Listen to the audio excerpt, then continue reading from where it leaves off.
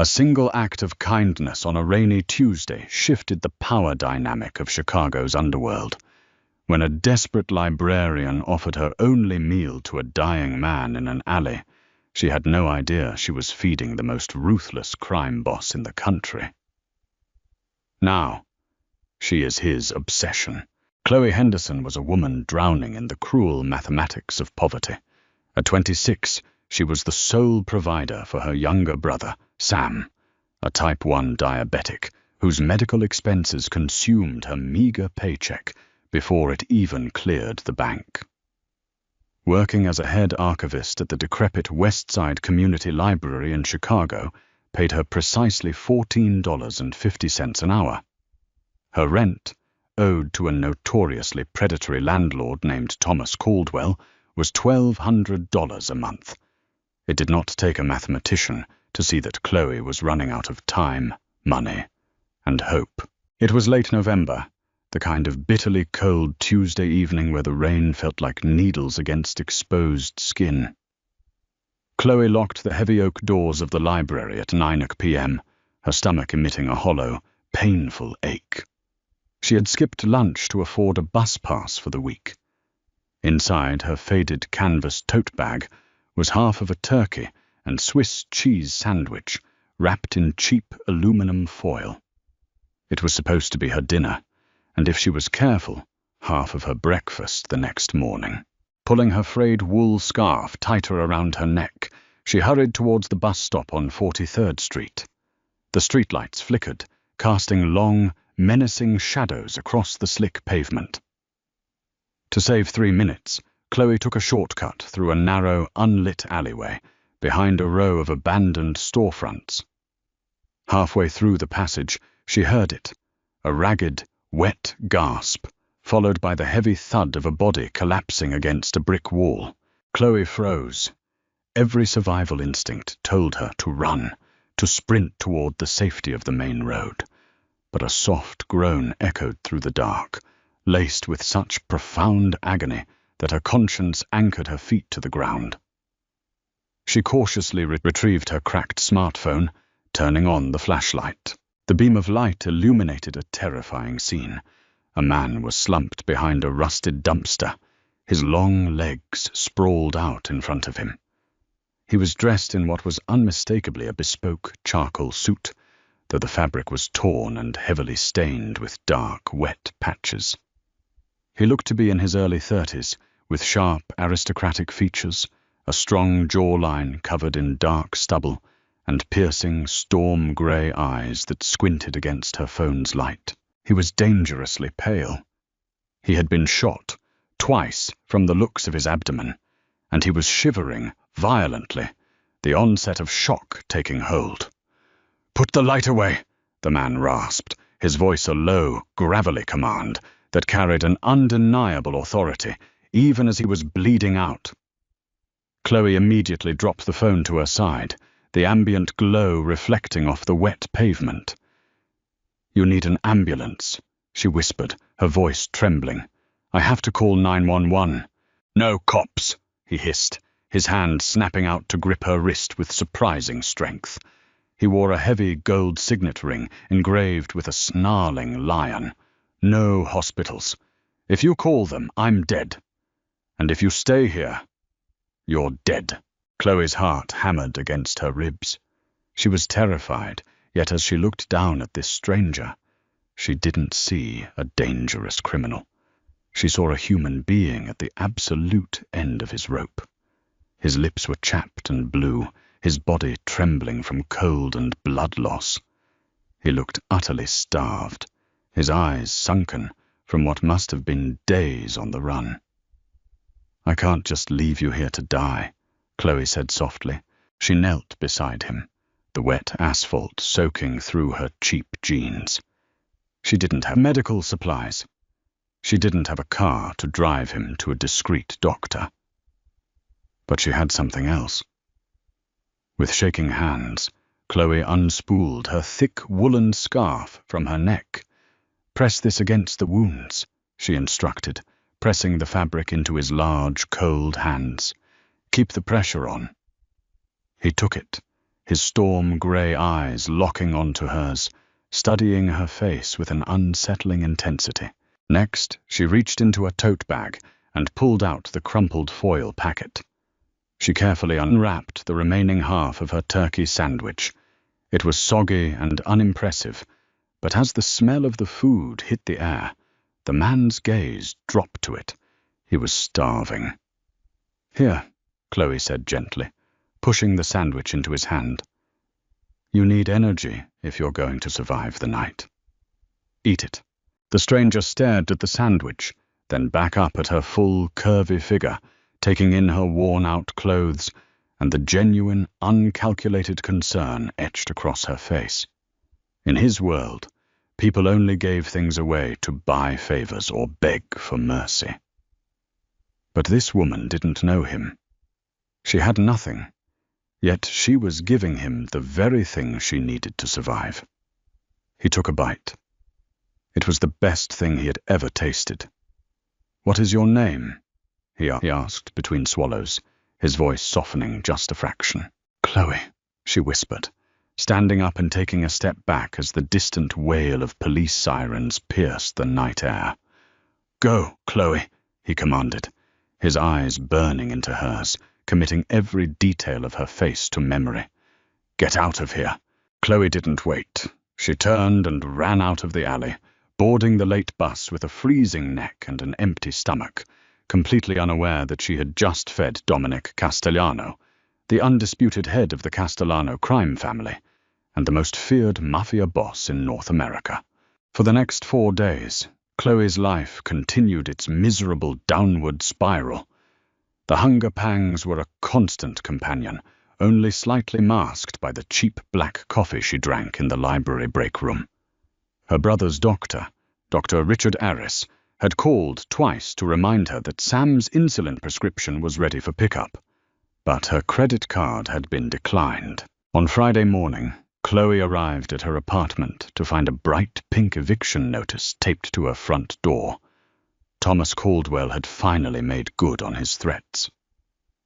She sat on the floor of her cramped living room and cried until she couldn't breathe. Then, on Monday, the impossible began to happen. Chloe was sitting at the library's front desk when her cell phone rang. It was Caldwell. Bracing herself for a screaming match, she answered defensively. "Mr. Caldwell, I swear I just need until Friday." "Miss Henderson," Caldwell interrupted, his voice uncharacteristically high-pitched and frantic. Please don't apologize. There's been a misunderstanding. A terrible, terrible mistake.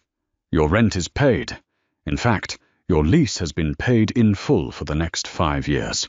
I've upgraded your unit's heating system, and the maintenance crew will be there in an hour to fix the plumbing. Please just tell them I'm cooperating." Before Chloe could ask who they were, Caldwell hung up. 2 hours later, Mrs. Higgins, the elderly library director, burst out of her office waving a piece of paper, her face pale with shock. "Chloe, you won't believe this. A corporate holding firm just wired $2 million into the library's public trust. We aren't shutting down. They stipulated that your position specifically receives a permanent salary increase and full medical benefits." Chloe felt the room spin. Full medical benefits. Sam's insulin was covered. Her mind raced. This wasn't luck. This was targeted. Someone was systematically wiping out every source of stress in her life. The answer arrived precisely at 5 p.m. As Chloe locked the library doors, a sleek, heavily tinted black Cadillac Escalade pulled up to the curb. The rear door opened, and a man stepped out. He wasn't the man from the alley. This man was older, built like a tank, wearing a sharp navy suit and a neutral expression. "Chloe Henderson," the man said. It wasn't a question. "My name is Enzo Bianchi. My employer would like the honor of buying you dinner." Panic flared in Chloe's chest. "I don't know who your employer is, but I'm going home." Enzo didn't move aggressively, but he planted himself between her and the bus stop. "Miss Henderson, my employer ate a turkey and Swiss sandwich last Tuesday night. He is very eager to repay the favor. Chloe's breath hitched. The man in the alley, against her better judgment, and driven by an overwhelming mix of fear and curiosity, she got into the SUV. The interior smelled of expensive leather and cedar. They drove in complete silence for 20 minutes, pulling into the private underground parking garage of Laura, the most exclusive and secretive restaurant in downtown Chicago. Enzo escorted her through a private elevator that opened directly into a lavish, dimly lit dining room that overlooked the glittering city skyline. The restaurant was completely empty, save for a single table set for two in the center of the room. Sitting at the table was the stranger. He looked entirely different. The blood and grime were gone, replaced by an aura of immaculate, terrifying power. He wore a custom black Tom Ford suit that hugged his broad shoulders, completely concealing whatever bandages wrapped his torso. His dark hair was styled back, and those same storm-grey eyes locked onto her as she entered. Dominic Castellano stood up, pulling out a chair for her. "Chloe, who are you?" she asked, her voice trembling despite her efforts to stay strong. She stood frozen, clutching her cheap canvas bag against her curvy frame like a shield. "My name is Dominic Castellano," he said smoothly, gesturing for her to sit. "And you saved my life." Chloe reluctantly took the seat. She recognized the name immediately. Everyone in Chicago knew the name Castellano. They owned the ports, the unions, and half the politicians in the state. They were ruthless. You're a mobster," she stammered. Dominic smiled, a predatory but surprisingly warm expression. "I am a businessman who operates in gray areas. But tonight, I am just a man who owes a massive debt to a beautiful librarian." Waiters materialized from the shadows, placing silver platters of food on the table. Truffle risotto, butter-poached lobster, wagyu beef, and towering desserts. "You gave me your last meal, Chloe," Dominic said, his voice dropping an octave, heavy with emotion. "My men investigated. We found out about your brother, your landlord, your job. You were starving, freezing, and financially ruined. Yet you didn't hesitate to give a dying stranger the only food you had." He leaned across the table, his gaze intoxicatingly intense. "In my world, loyalty and kindness are bought with blood. What you did was pure, and I protect what is pure." "I didn't do it for a reward," Chloe said, pushing the plate of expensive food away slightly. "I did it because you were dying. I don't want dirty money, Mr. Castellano." Dominic's jaw tightened. He wasn't used to being rejected. The money is clean enough, and the name is Dominic. You will eat, Chloe. You haven't had a proper meal in weeks. As he spoke, Enzo suddenly stepped into the dining room, his phone pressed to his ear. His neutral expression had shattered into one of grim urgency. "Boss," Enzo interrupted, ignoring protocol. "We have a problem. Viktor Sokolov's men just breached the lower perimeter. They tracked us here." Dominic's eyes darkened, the gentlemanly facade instantly melting away to reveal the cold-blooded killer beneath. He reached under his bespoke jacket, drawing a heavy, suppressed tactical pistol. "Stay behind me, Chloe," Dominic commanded, his voice lethal. "It seems our dinner date is going to be slightly delayed." The serene, luxurious atmosphere of Laura shattered in a deafening instant. The heavy mahogany doors at the entrance of the private dining room splintered inward, groaning under the force of a tactical breaching ram. Before the wood would even hit the plush carpet, the room was swarming with armed men wearing tactical gear, their faces concealed by dark balaclavas. Dominic did not flinch. He moved with the terrifying, predatory speed of a man who had spent his entire life anticipating violence. Before Chloe could even process the sound of the door breaking, Dominic's massive arm wrapped tightly around her waist, He practically hurled her behind the thick, marble-topped bar situated at the far end of the room, his large body covering hers as the first volley of automatic gunfire erupted. Crystal chandeliers exploded above them, raining a terrifying shower of glass and sparks down onto the pristine tables. The smell of expensive roasted meats was instantly replaced by the acrid, metallic stench of gunpowder and cordite. "Keep your head down and cover your ears!"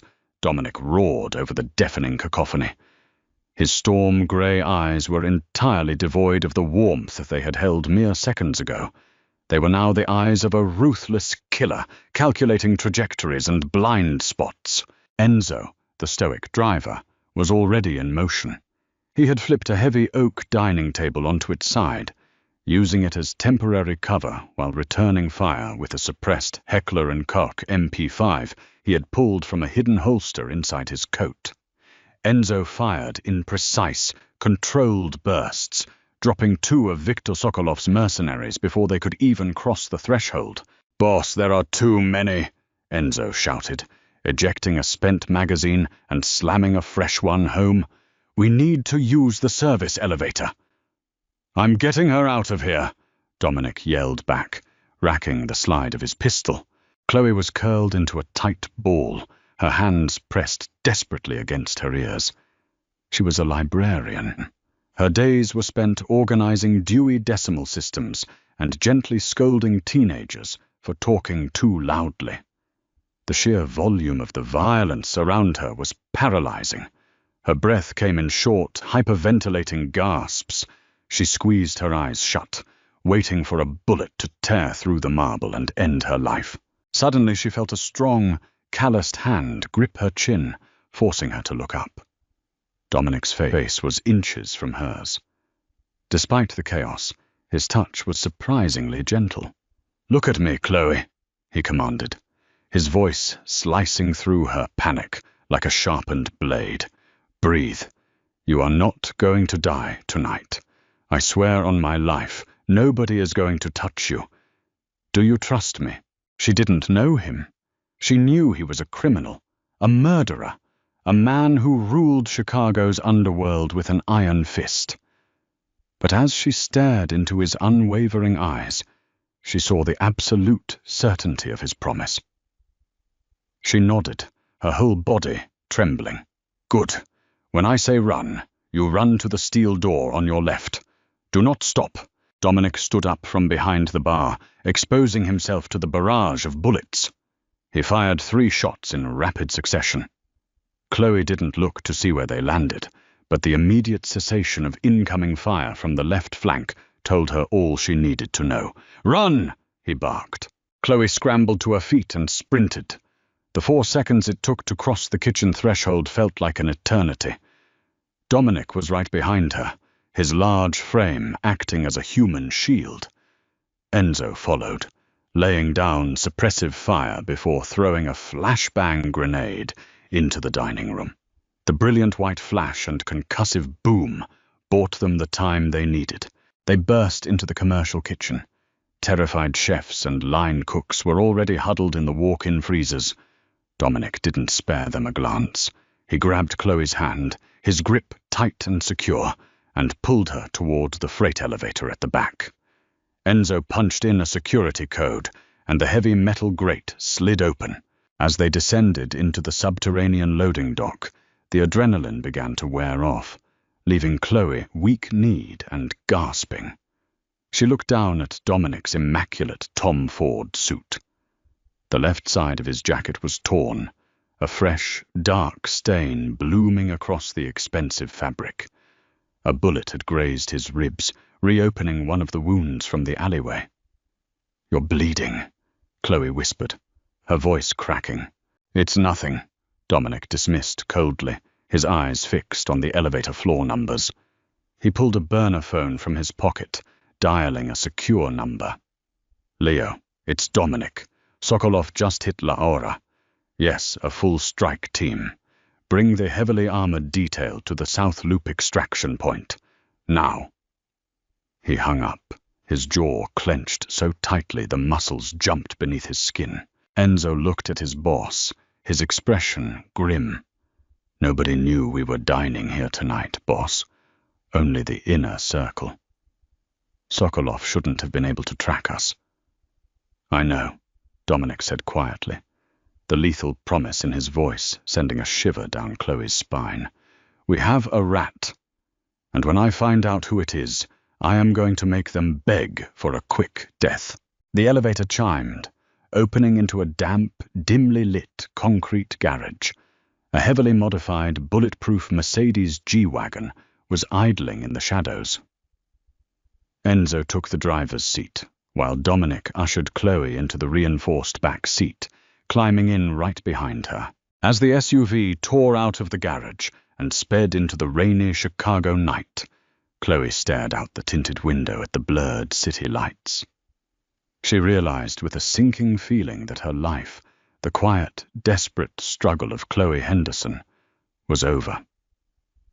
By sharing her sandwich with a dying man, she had inadvertently chained herself to a monster. And the most terrifying part was that sitting next to him in the dark, smelling his cologne and the faint scent of blood, she felt safer than she had ever felt in her entire life. The Castellano estate was a sprawling, impenetrable fortress tucked away in the dense, forested hills of Lake Forest, completely hidden from the public eye. Surrounded by 12-foot iron fences, biometric security gates, and armed patrols walking the perimeter with attack dogs, it looked more like a military compound than a home. By the time the armored Mercedes pulled up to the grand stone portico, it was past midnight. Chloe stepped out of the vehicle, her cheap canvas tote bag clutched to her chest, feeling incredibly small beneath the towering columns of the mansion. The estate was humming with activity. Dozens of men in dark suits, armed with heavy artillery, were securing the grounds. Inside, the house was a masterpiece of old-world Italian wealth, marble floors, Renaissance paintings, and soaring, vaulted ceilings. But Dominic ignored the grandeur. He immediately ordered his personal medical team to the drawing room, insisting they check Chloe for injuries first. "I'm fine," she protested, swatting away a man with a stethoscope. "I don't have a scratch on me." "Look at yourself. You're bleeding again." Dominic waved the doctors off, dismissing them from the room with a sharp flick of his wrist. He unbuttoned his ruined suit jacket and let it drop to the floor, wincing slightly as he removed his blood-soaked dress shirt. Beneath it, his heavily muscled torso was wrapped in stark white bandages, now stained crimson on the left side. He sat heavily on a leather Chesterfield sofa, gesturing to a medical kit left on the table. "I don't trust them tonight," he said quietly, looking up at Chloe. "I only trust you. Change the dressing." Chloe hesitated, her heart hammering. She walked over, her hands trembling as she opened the antiseptic wipes. She knelt between his knees, peeling back the ruined bandages. The bullet graze was shallow, but it had torn the stitches from his previous gunshot wounds. As she worked, carefully cleaning the blood from his warm, hard skin, Dominic watched her. His intense gaze traced the curve of her cheek, the softness of her lips, the genuine care in her eyes. In a world defined by betrayal, greed, and violence, her kindness was a blinding anomaly. "Why did you do it, Chloe?" he asked softly, his voice echoing in the quiet room. "In the alley. You had nothing. You were starving. Why didn't you walk away?" Chloe paused, pressing a fresh gauze pad against his side. "Because my brother Sam always told me that the moment we stop helping people in the darkness wins. You were dying. You were a human being. That's all that mattered." Dominic reached up, his large hand gently cupping her face. His thumb stroked her cheekbone. "You are too good for this world, Mia Luce. My light," he murmured. "Sokolov didn't just come to kill me tonight. He came to take you. He found out about the woman who saved me. He knew you were my weakness." Chloe gasped, dropping her hands. Me? But I'm nobody. You are everything, Dominic corrected, his tone leaving no room for argument. From the moment you gave me that food, you became mine to protect. I paid your landlord. I funded your library. I took care of your brother's medication.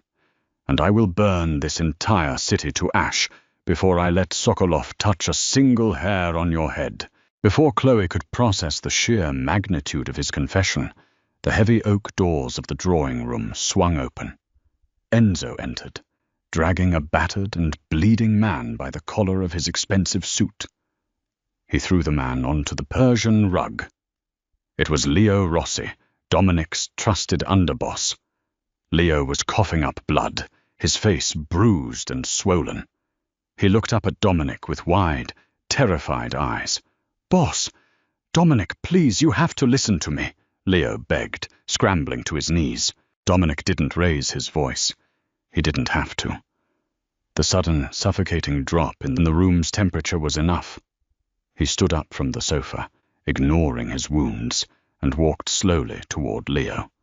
"You sold the location to Sokolov," Dominic stated flatly. It wasn't a question. "Sokolov approached me," Leo cried out, tears cutting through the grime on his face. "He said if I gave him your location, he'd back my claim to take over the Southside ports. He promised he wouldn't touch the family. He just wanted you, Dom. He said your obsession with this librarian girl was making you weak." Chloe stepped back, horrified by the brutal reality unfolding in front of her. Dominic looked down at the man who had been his second-in-command for a decade. "You endangered the woman I owe my life to. You brought a war to my dinner table." Dominic reached over to a decorative table, picking up a heavy silver letter opener. He didn't shout. He didn't rant. With terrifying, calculated precision, Dominic grabbed Leo by the throat, hoisting him slightly off the ground, and drove the silver blade directly into the traitor's chest. Leo gasped, a sickening gurgle escaping his lips as his eyes rolled back. Dominic dropped him, letting the lifeless body hit the floor with a dull thud. Chloe clamped a hand over her mouth, a muffled scream tearing from her throat. She backed away until she hit the wall, her eyes wide with unadulterated terror. He had just murdered a man in front of her without blinking.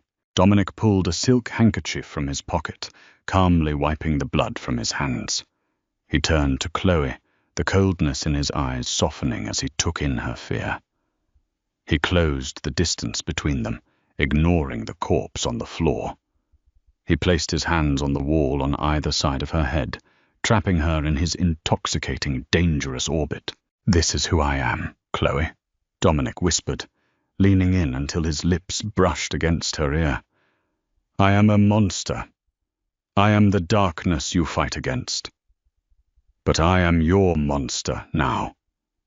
Whoever tries to hurt you, whoever threatens your brother, they will meet the same fate." Tears spilled down Chloe's cheeks. She should run. She should scream for the police. But as she looked up into the eyes of America's most feared mafia boss, she realized the terrifying truth. Thomas Caldwell would never harass her again. Sam would never go without his insulin. She would never go hungry again. Dominic gently wiped a tear from her cheek with his thumb, leaning down to press a soft, commanding kiss to her trembling lips. "You saved my life for half a sandwich," Dominic murmured against her mouth. "In return, I am giving you my empire. Welcome to the family, Chloe." She closed her eyes, leaning into the touch of the devil who had become her guardian angel. She was a broke librarian no more. She was the untouchable queen of the Castellano syndicate. Did Chloe make a deal with the devil, or did she finally find the ultimate protector? The Castellano empire is ruthless, but Dominic's obsession with Chloe just might be his most dangerous weapon yet. If you were glued to your screen watching this intense mafia romance unfold, smash that like button right now. Don't forget to share this video, subscribe to the channel, and hit the notification bell so you'll never miss our next thrilling story. Who do you think Sokolov will send next? Drop a comment below.